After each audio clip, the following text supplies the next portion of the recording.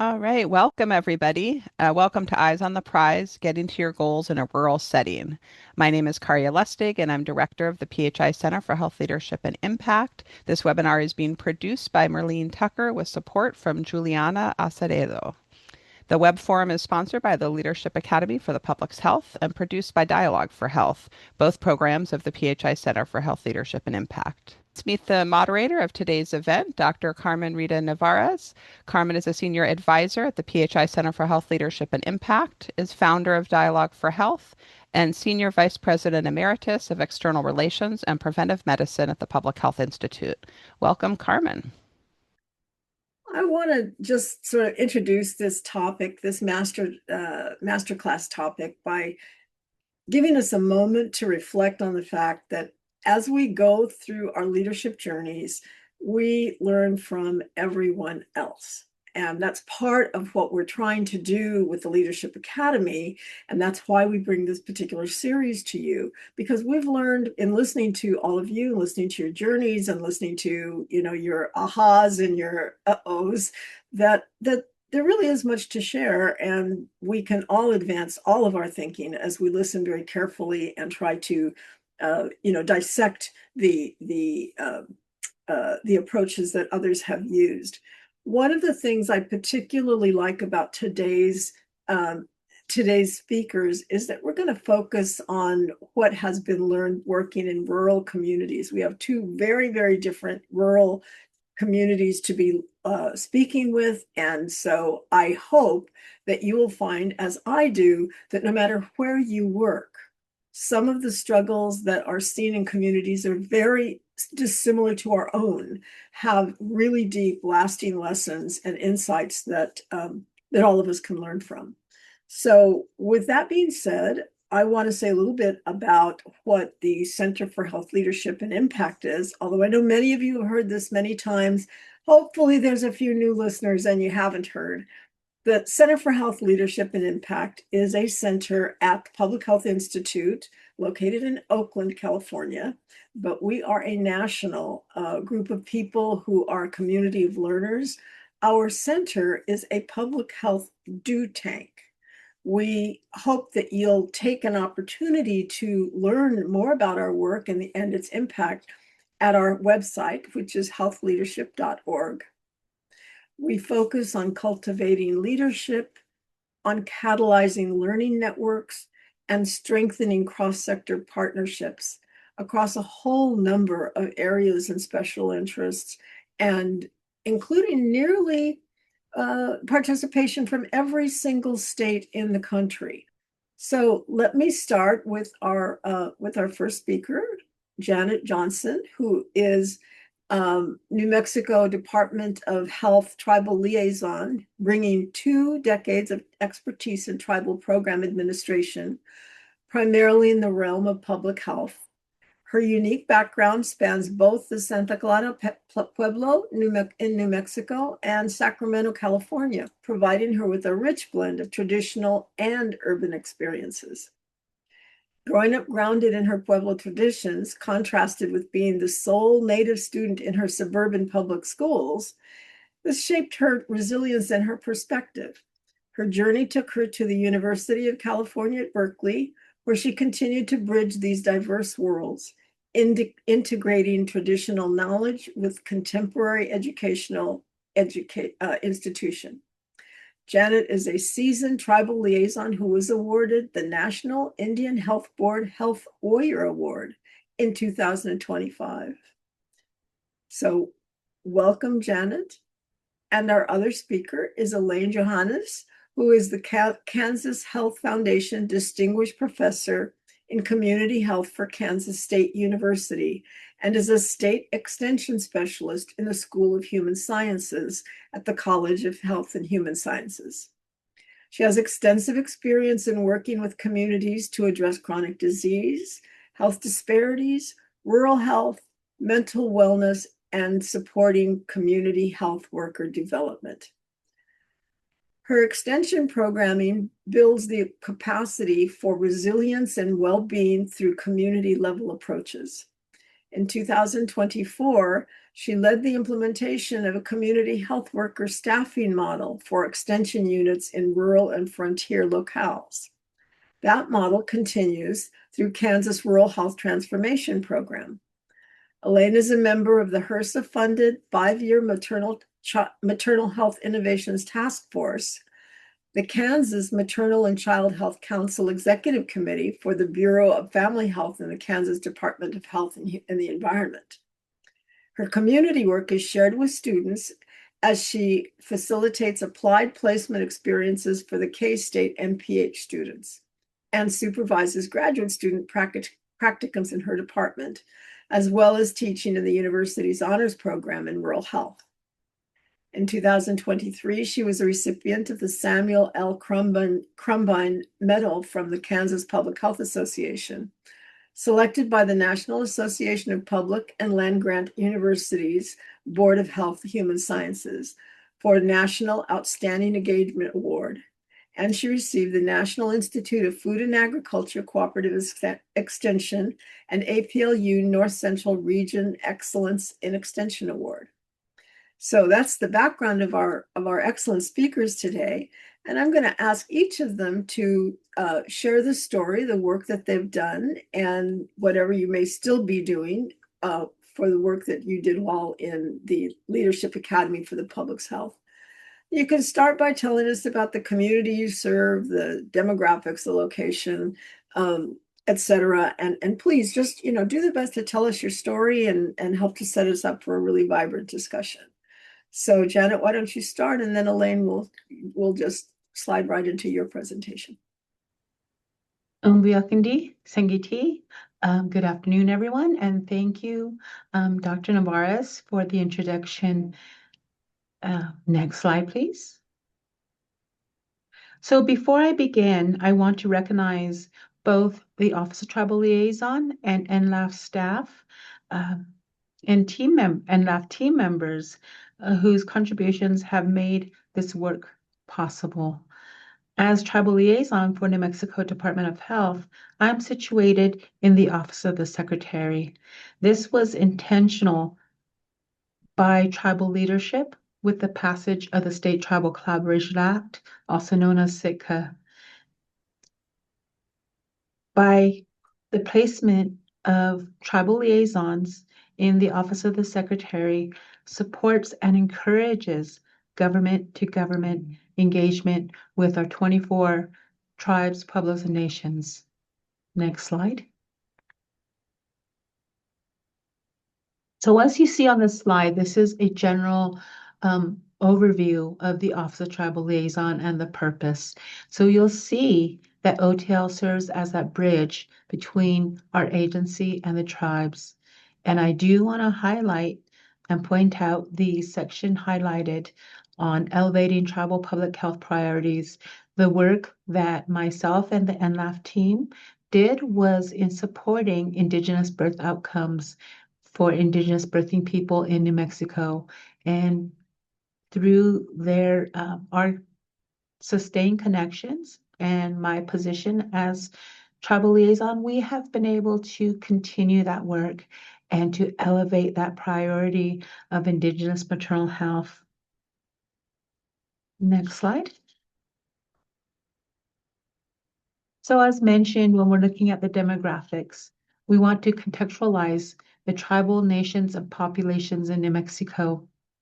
There are 24 tribes, pueblos, and nations in New Mexico. There are 19 pueblos, primarily situated in the middle Rio Grande areas. We have 3 Apache tribes, which are Jicarilla Apache Nation, Mescalero Apache Tribe, and Fort Sill Apache of Oklahoma.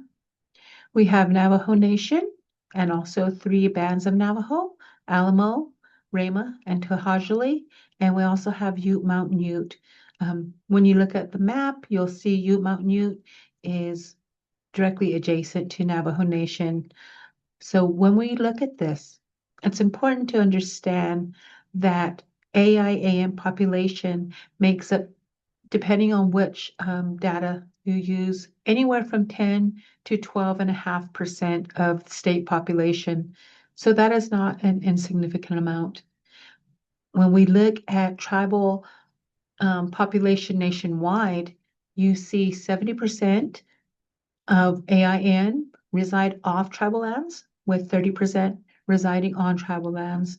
For New Mexico, that distribution is around 50-50. And that population can be on tribal lands, rural lands, and in urban areas. So then that creates some opportunities when working with our AIN populations. But one area that can be of consideration is working with our urban relatives, because they may not be able to access some services as well as their relatives who reside on their tribal lands. Next slide. So again, our topic was improving Indigenous birth outcomes in New Mexico. And we chose that topic because when we were evaluating information, we saw that birthing facilities in New Mexico had been impacted to a disproportionate degree. When we look at the health and social disparities, the closure of rural hospitals and workforce shortages, we saw Indigenous persons face a higher pregnancy risk and higher maternal mortality rates. So when you look at this slide, what do you see? We see that only 2 of the state counties have 3 birthing facilities. 4 counties have 2 birthing facilities. 14 counties have 1 birthing facility. 2 counties, represented by the 0.5, offer emergency delivery only. And 11 counties, so 1/3 of the state, have no birthing facilities. And even when we're looking at Sandoval County, which has 2 birthing facilities, one of those birthing facilities is in close proximation of the Albuquerque metro area. The birthing facility in Rio Riba, which is located on the top left side of the map, has 1 birthing facility, but that is very closely located to Santa Fe County, Los Alamos County. So the vast majority of this very large county does not have a birthing facility. And we see some of our tribal maternal populations actually having closer access in Colorado. So as we looked at our topic, one thing that we wanted to do, the first thing that we wanted to do, was to de-silo the efforts to bring state, tribal, private, and public efforts together for system improvement, integration, and interoperability. And that was done by highlighting community assets, resiliency, and established work. We also wanted to center tribal voices in the decision-making spaces and processes.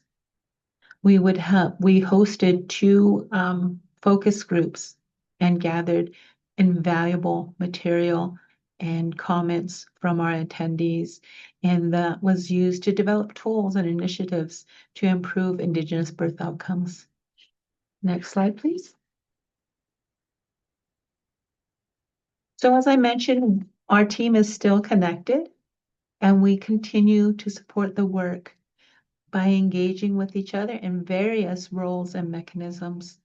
4 members of our 5-member team are members of our statewide maternal child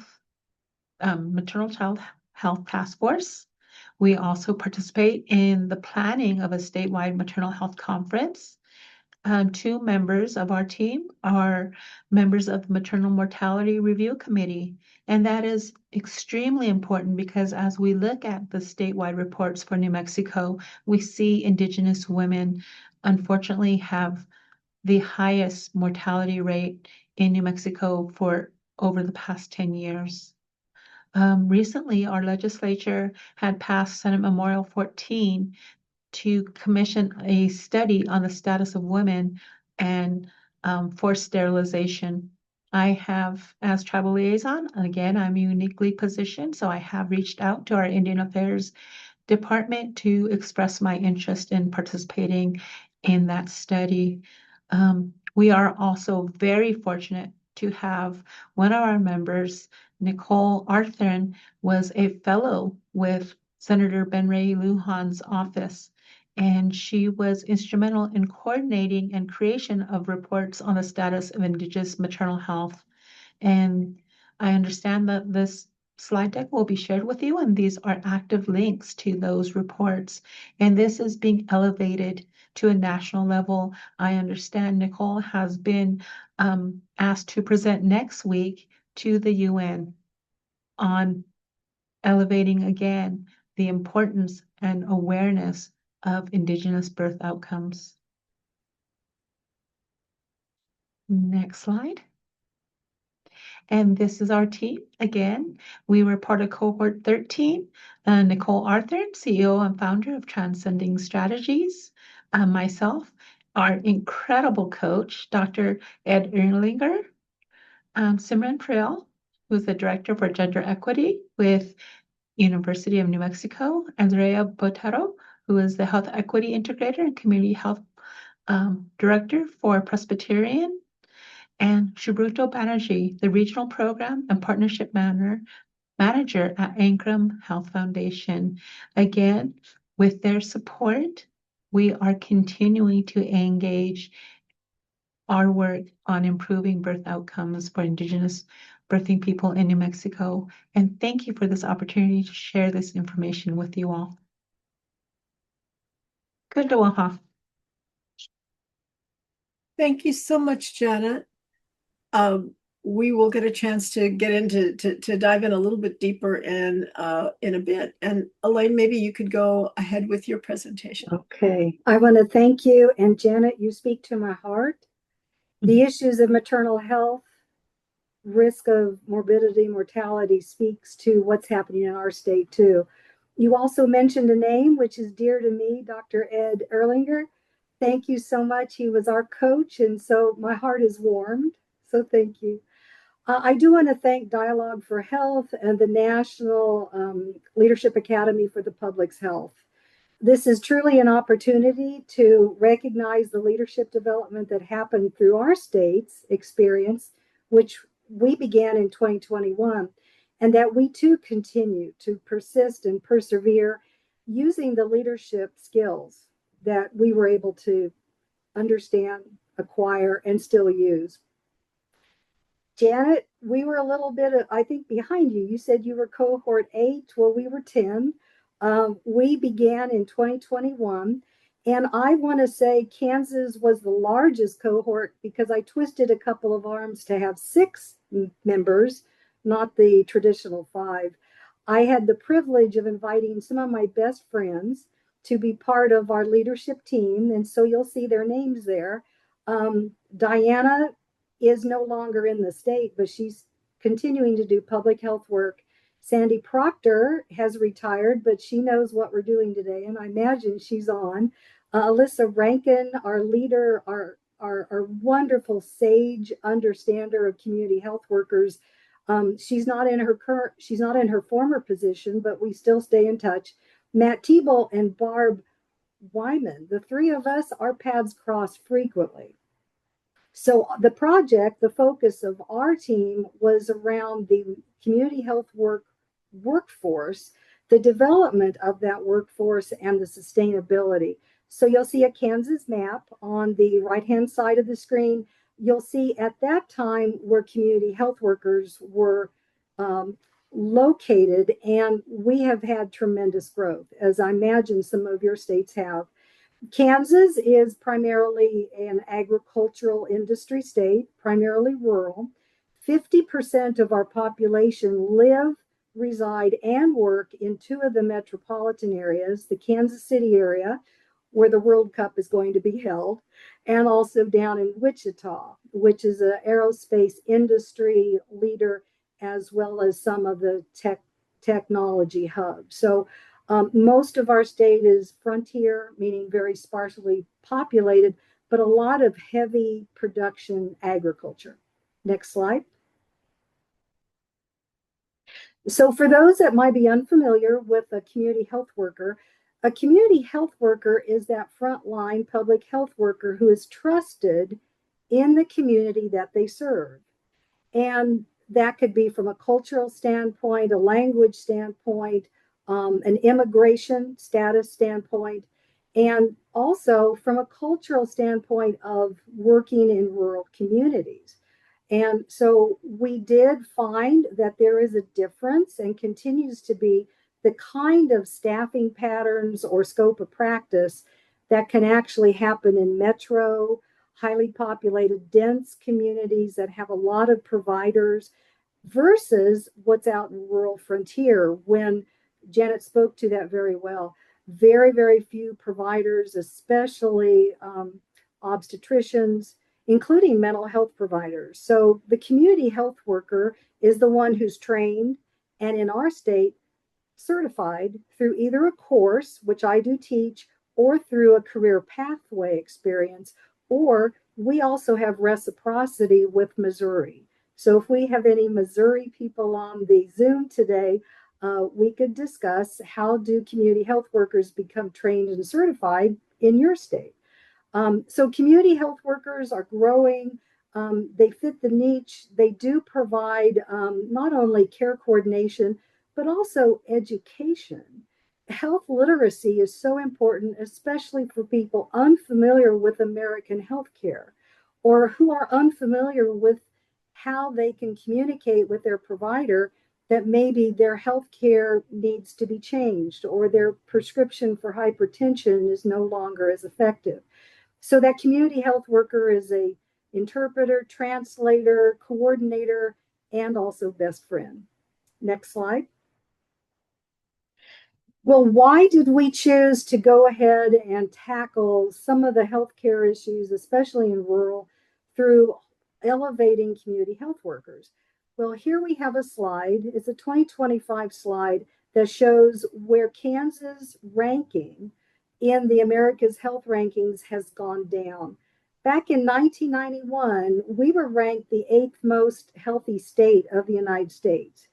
And most of you understand what those indicators are, and maybe your state's ranking has changed too over years. But our ranking has gone down to the point that we have become the state that has had the deepest slide in how we tabulate health, how we look at health promotion, and how we actually address access to care. So I want to shout out, if you look at this chart, you'll notice that there is a gap, and that gap is the pandemic. So when our team first began, we were just starting the global pandemic. And I want to say that was to our advantage because we would meet through Zoom. We would communicate frequently because we had a team. We knew who each other were and we wanted to be together. So I want to say the pandemic almost worked for us. And so if you look beyond that gap into these most recent years, you'll see that we're on an upswing. And as of 2025, Kansas is now ranked the 27th most healthy state in the United States, which is up from what we previously were clear back in 31. Next slide. So on the left-hand side, you'll see just a screen of what we were able to accomplish back in 21. We did give a presentation as far as our capstone assignment as we concluded. You'll see that we did stay together. We did go ahead and do training of community health workers. We actually got certification done in our state, and we actually had more providers of the core course in CHW competency, effective and active. I was the president after that time of our state coalition, and all of my friends and the people on the team stayed connected.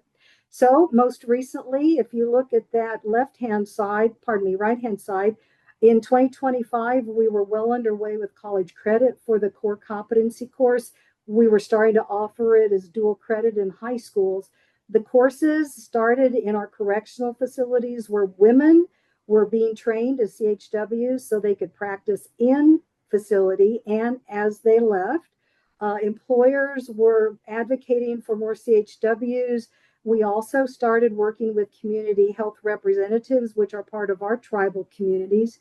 We had specializations in maternal health, peer-to-peer, some substance use or misuse issues, mental health, oral health, and what's near to me is ag safety and health.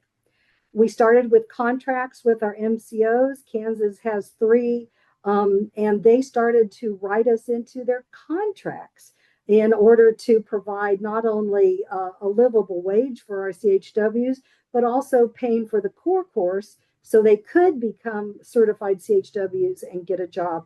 And then, thanks to our Department of Health and Environment, we had 2 state plan amendments that actually embedded Medicaid reimbursement with CHW employment. And that was also thanks to this collaboration that we began, and we just started to stay in touch. Next slide. However, hard stop. March 25th, 2025, our Department of Health and Environment received information from the Trump administration along with the Federal Department of Health and Human Services and Centers for Disease Control that all funding that had been coming to the state for CHW work was no longer available. We were given that notice within a day. Within a day, all grants terminated, and anything related to CHW work, including the backbone support that the coalition had, ended in one day. The core competency courses ended, certification and registry also ended. Even though it was written into state plan amendments for Medicaid, everything on one day ended.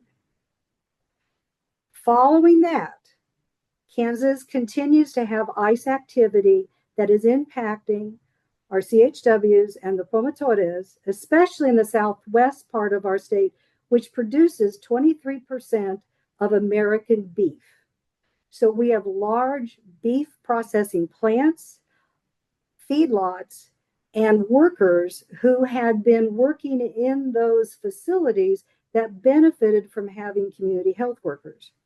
So when ICE activity started to get really obviously expansive, we noticed that CHWs were no longer able to work with their clients and patients. People were hesitant to leave their homes, as were the CHWs themselves. Next slide. So the motto of Kansas in our state seal is ad aspera per aspera, to the stars through difficulties. And thanks to the leadership, the skills, the commitment, and the trust that our team and all of our extended collaborators have, we persist. KDHE, our Department of Health and Environment, the foundations, the private funders, United Methodist Health Ministry, Kansas Health Foundation, Sunflower Foundation, universities that usually don't get along, KU, K-State, Wichita State, colleges like Garden City Community College, which is right outside where those meatpacking plants are.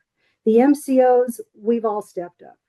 We continue to support CHWs and get ready for expansion. So we're ready for rural health transformation. We have 200 new CHWs that will come into the workforce in the next 5 years, and they will be trained, certified, and supported. So what have we learned? It's relationships. It's learning from others. It's reaching out, saying, we can't do this alone. We need to acknowledge what is happening and work beyond it, because the health and the well-being of communities matter. We have adapted, we've used our practical skills, and we have courage. And so do you. I know that. So final slide is my contact information. And I would welcome any information sharing. You ask a question or You just need support. I am more than happy to do that because you too will go to the stars through the difficulties that you have to address. So thank you. Well, thank you both, Janet and Elaine. I think you both told very very vivid stories about the circumstances that you're working in, and we're going to have a lot of opportunity to go a little deeper on the ideas that you presented us with. And I wonder if we might start out by talking a little bit about the strategies that you've used to design your work in order to achieve your desired goals. So let's start by, if you could talk a little bit about what particular strategic partnerships have been working the best for you, and how does that help you to approach setting your goals? So maybe Janet, you could start. Yes, thank you.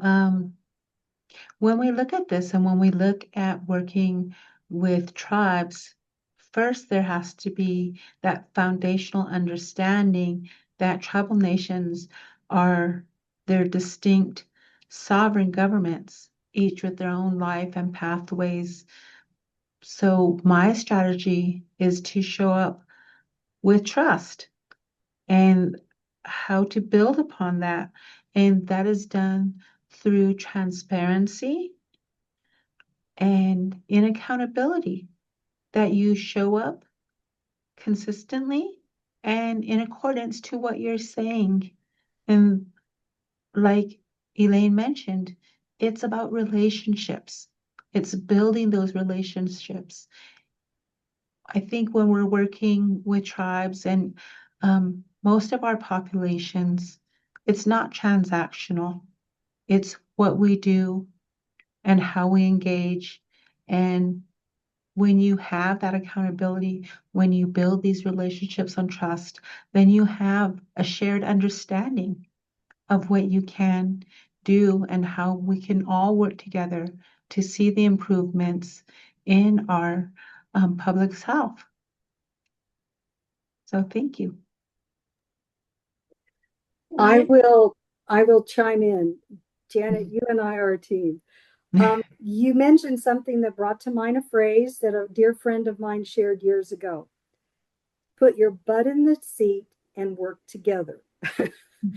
And that's rather crass, but it's so true. You have to spend time, meet with people, know their context, be it either driving out to their office or across miles to meet in their community or scheduling a Zoom. But having an understanding of the context that our collaborators need to work in and through. And I also think, and this comes from a transactional perspective, understanding what is their motive to work together, understanding that first, understanding first before we seek to be understood.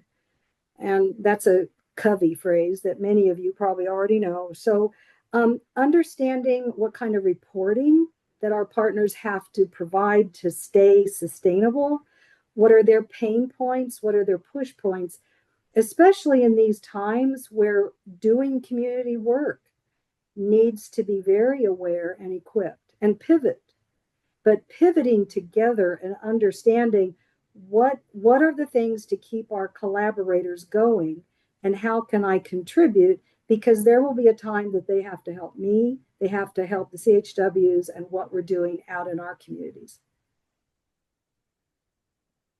Are there any particular insights that from the lessons that you've been learning over the years, because it isn't just the year you spent with us, but you've both been working for quite a while, any particular insights about strategies that really are effective at centering community voice in trying to set out your work? Carmen, I may answer that first. So the majority of my work, even though I cover the whole state, when we think about public or community health, it's primarily rural frontier. Many of those issues that show Kansas ranking has gone down and the things that Janet has talked about, maternal health. So there are seasonal effects that we have to be aware of. If we're working in a primarily agriculture community, then we have to understand what is that agriculture. We have to understand crop production. And in a state like ours, where, like I said, 23% of American beef comes through our processing here, we have to understand cow-calf operations. We have to understand cattle management and some of the issues related to climate change. And how does drought affect the beef industry and how it affects the workers and thus their health? So it's an understanding of even seasonal effects. From a strategy or a more theoretically based approach, boundary spanning thinking is really important, because if you don't ready your agency, your unit, your department to boundary spanning, meaning we're going to collaborate with groups we seldom have before, your home place, your own agency, your own staff may be questioning, is this appropriate when budgets are tight and federal grants are questionable? Is it appropriate for us to reach out and work with others? And that's the first step of boundary spanning, the technology around boundary spanning. And I would suggest all of us start to get a handle on that, because we have to work together for community level change. Janet, anything you want to add? I agree with Elaine, but I think one way that we approached it was to look at this not only from a system lens, because we see that fragmentation. And how can we approach this with that greater awareness rather than to jump right into programmatic actions and suggestions? Because when you're wanting to have these collaborations and these other systems of support, but sometimes it doesn't always, the workforce challenges, the ruralness of our state, and I think also represented in the information that Elaine shared, those can be challenges. But so how can we help to work through that process? And so it wasn't just a single area that we need to navigate um, and recognize how disconnected these areas are. But throughout that, you find your partners to, again, as Elaine said, to still be able to reach those stars through the challenges. So I agree with you, Elaine. I think a lot of our elements are in alignment. So this is awesome to be able to find a new connection. That's really helpful. And we want to just ask the audience to really please be sure to type in your questions or your comments, and also lots of feedback. It's really helpful. It's really helpful knowing how these various perspectives and issues being raised sit with you.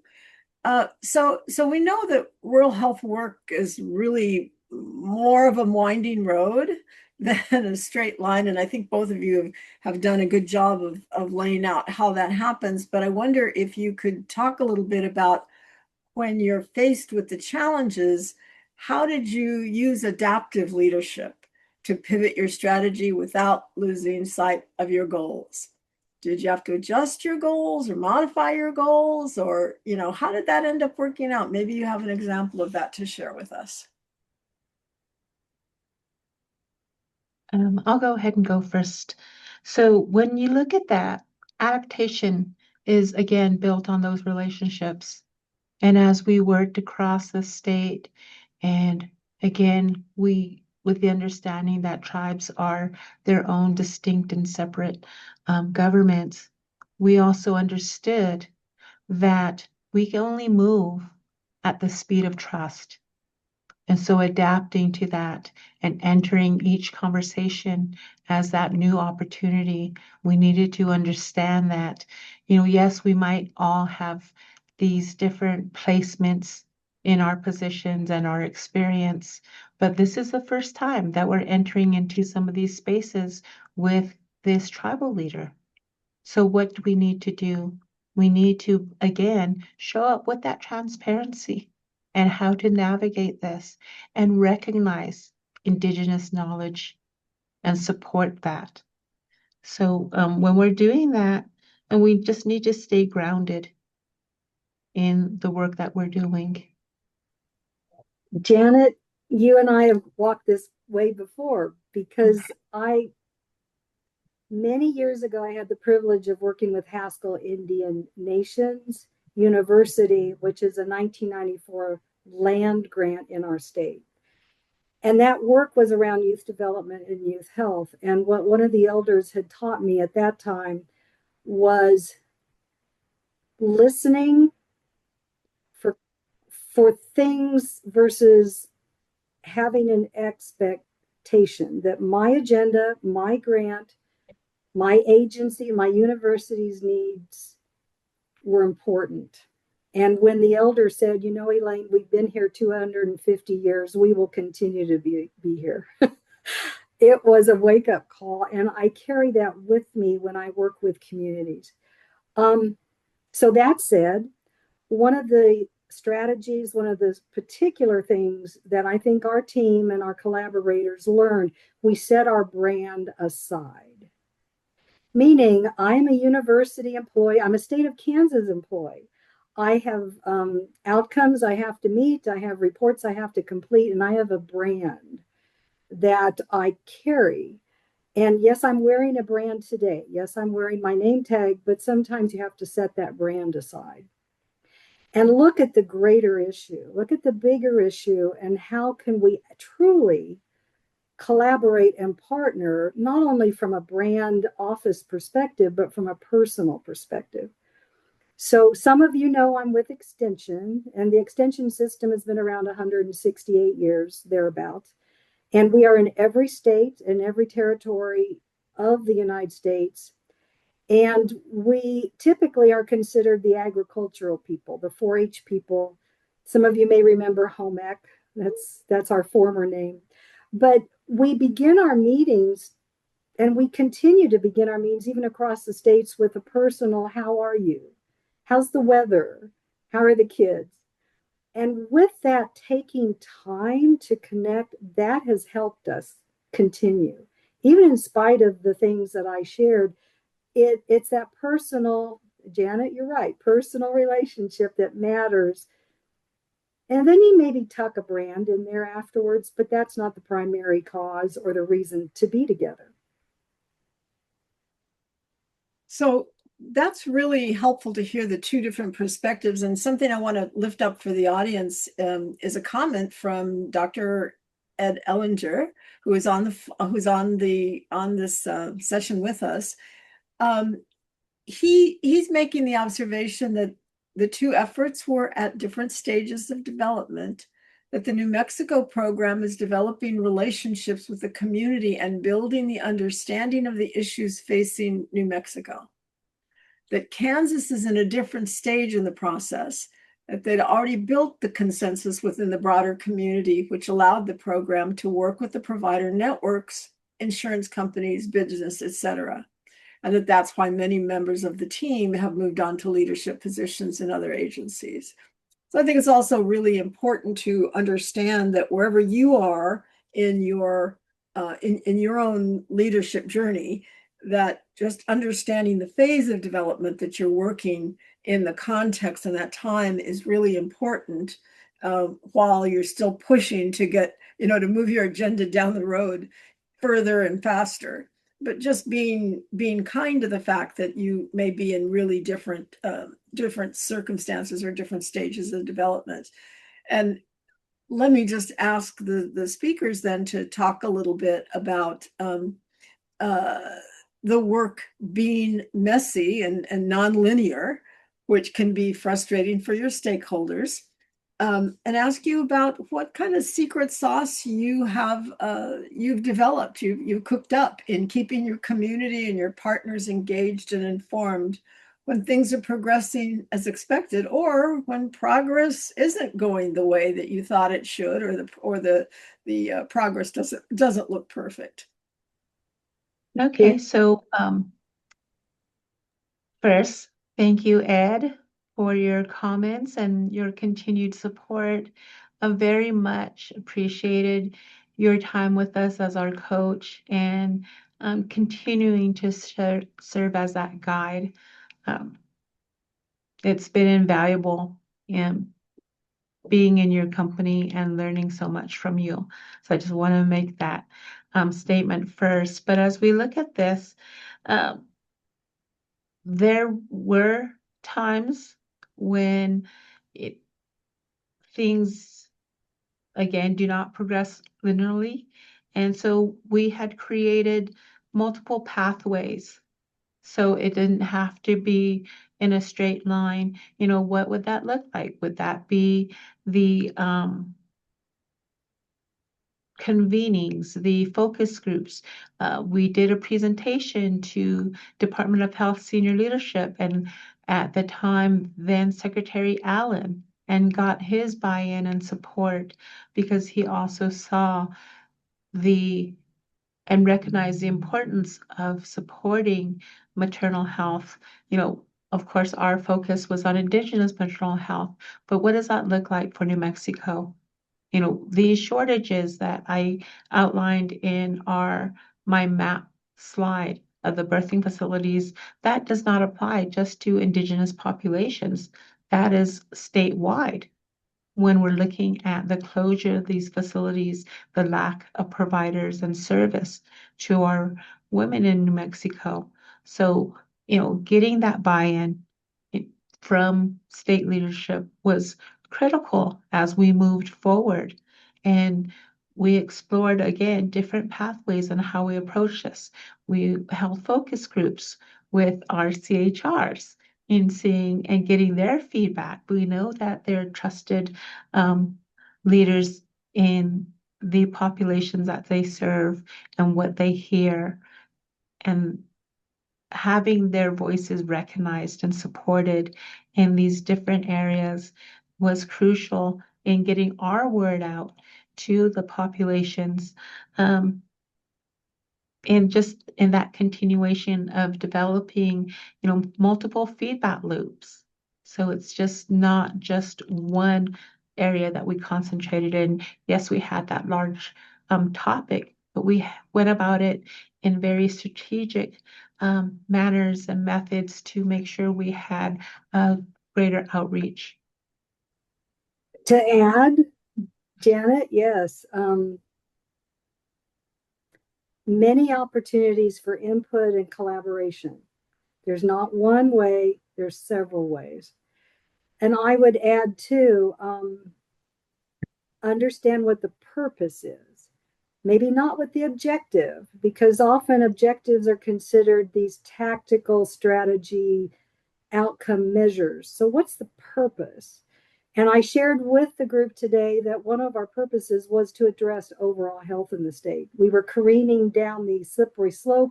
How do we start to pivot? And can we contribute to that pivot by working together for community health workers? So that slight uptake in our ranking, it's not just ours, it's everyone working together. So what is our purpose? And shared credit. Shared credit, authentically shared. Now, I talked about branding earlier, and that's important to keep people still engaged, but the credit is equally shared. It is no one's accolade. That said, though, I do think it's important to shout it out. Talk about the successes because we are all working in a difficult field, a difficult time. And we understand the strain and stress of this work. So when you have a success, and it may not be measurable in a grant kind of a way, but shout it out. And I agree to shout out for Ed. He came clear to Council Grove, Kansas, had lunch with us, which is quite a trip from Minneapolis, Minnesota. And shout out to the coaches, to the mentors that we've had, and recognize them because you don't do this work alone. Thank you, Ed. So given that we only have about 2 minutes left, I want each of you to give us just the quickest little story about the most unusual partner that you engaged in this work, and how did you build trust with them, or how did they get, how did you encounter each other? So let's hear a most unusual partner that ended up supporting your work. Very, very small, close-knit community, rural frontier. We had an agricultural CHW, meaning they are trained in agriculture. They understand cattle and pesticides and this and that. So came into a farmhouse, and the toilet had fallen down the floor. It had rotted, it had fallen, and the farmer and his wife had no toilet facilities inside. So our CHW thought, oh, how am I going to get this done? I've got to go and get bids and this and that. No, no, no. It was the local co-op and the people in charge of the elevator who said, no, don't do that. We'll bring some guys over and fix the floor and get that toilet up. And that was really unusual because we thought, oh, we'd have to go get bids and a whole thing. No. People local who said, no, we're going to do it ourselves. You don't have to worry about that. And they got it done in a week. It was amazing. You can find those gems in any town if you're willing to go out of the box, boundary span, and get people just to work together. Great story, Elaine. Janet, I'll give you the last story word. All right, thank you. And, again, as Elaine mentioned about recognizing the coaches, want to thank you and recognize you, Carmen. You were one of the coaches alongside Ed, so I appreciate the time that we had when we were in Oakland. When we look at our project, we don't really rely on unusual partnerships because, again, when we're looking at improving birth outcomes for Indigenous populations in New Mexico, we have our 24 tribes, pueblos, and nations. We also have a significant urban population. So we worked with those who are closest with the community and best positioned for those impacts. And so what did that look like and what did that mean? That means, creating space for more coordinated community-based approaches. And that was working with our CHRs and elevating and uplifting those voices as those trusted messengers, as those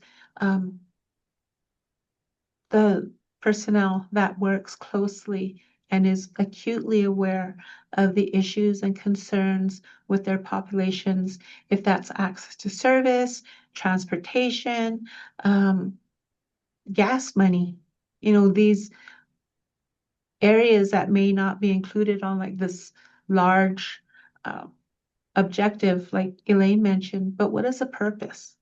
And that purpose is to improve overall health and wellness.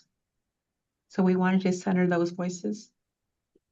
So thank you for that. And thank you, Elaine, for all of your thoughts. I think the two of you really helped to bring to life a pretty good set, very, very different, but very good set of pictures about the kind of work that you've been doing and the type of success and what have been some of the strategies that have worked. And just thank you for taking time out of your day to be a part of this with us. Thank you to our audience. Thank you to the wonderful production staff that we have at Dialogue for Health and the great team that's been working with the Leadership Academy. So just as a final comment, just remember that we are always willing to look at ways in which we can help you support the work that you're doing. So don't forget us. We can help in any of these ways in designing your strategy, helping you to implement it, to look at tools that are already out there that might help you spread your message, scale your leadership, and maybe scale an initiative through local coalitions. That being said, please come to our website and take a look and see if there are any ways, any partners you didn't know about that are already in your community that maybe could help support the work that you do. A lot of people have been gathered across the country in the last 13, 14 years, and we've really had a great opportunity to help each other out in figuring out how to really move our needle in the direction of greater health for our communities. So thank you for all of us, and from all of us. And just last word from Dr. Ellinger. One of the major partnerships was Nicole getting a fellowship with a senator and getting a chance to speak at the UN. So putting that in there, because sometimes, joining together with us can really help enlarge your set of connections. So thank you to everybody, and we hope we see you next time. Goodbye.